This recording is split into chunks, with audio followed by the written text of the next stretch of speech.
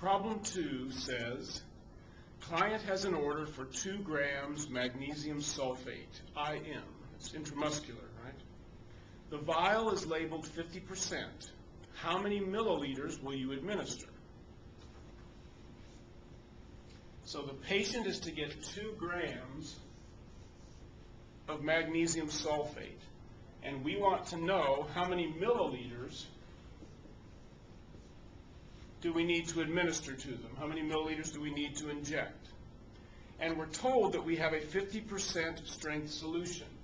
Well, since we're talking about grams, that 50% strength solution then would have to mean there are 50 grams of pure magnesium sulfate in every 100 milliliters of the solution.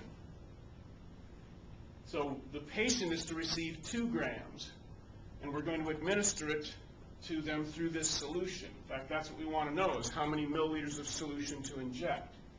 So we need to be able to go from grams to milliliters.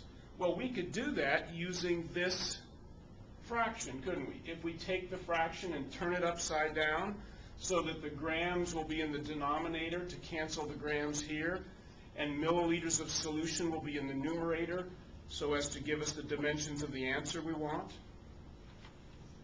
So if we take our strength fraction and turn it upside down,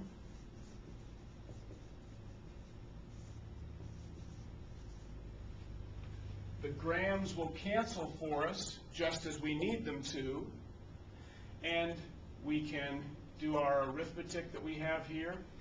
50 goes into 100 2 times. 2 times 2 is 4. In order for the patient to receive 2 grams of the magnesium sulfate, we need to inject 4 milliliters of this 50% strength solution. Once again, we used our strength as a fraction, but this time we had to turn the fraction upside down so that the grams could be canceled and we could be left with milliliters of solution.